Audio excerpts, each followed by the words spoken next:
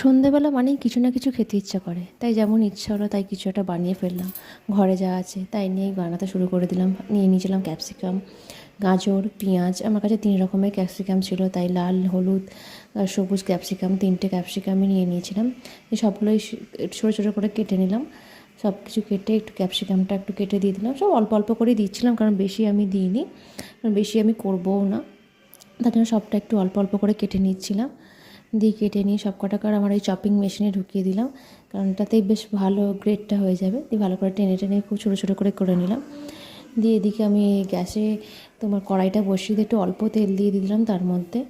দিয়ে তার মধ্যে এইগুলো সব দিয়ে দিলাম, একটু জাস্ট একটু হালকা করে ফ্রাই করব বলে একটু ওটাকে হালকা করে ফ্রাই করলাম। তার মধ্যে শুধু দিয়েছিলাম একটুখানি নুন, আর কিছুই আমি দিইনি, কারণ তার মধ্যে আমি দেবো ম্যাগি মশলা।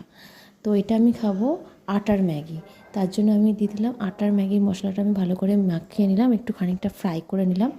তার মধ্যে দিয়ে দিলাম জল। এটা একটু ভালো করেই জল দিয়ে ফোটাতে হয়, কারণ আটার ম্যাগি তো, আমি এই ম্যাগিটাই খাই আমরা এখন।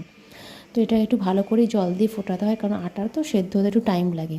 তো মোটামুটি 10 মিনিট মতন আমি ওটাকে সেদ্ধ করতে দিয়ে দিলাম। দেখো এখনও ফুটছে, বেশ ভালোভাবেই ফুটছে। যাই হোক, দেখো আমার ম্যাগি মোটামুটি রেডি হয়ে গেছে। এবার আমি ঢেলে নিলাম, দেখো।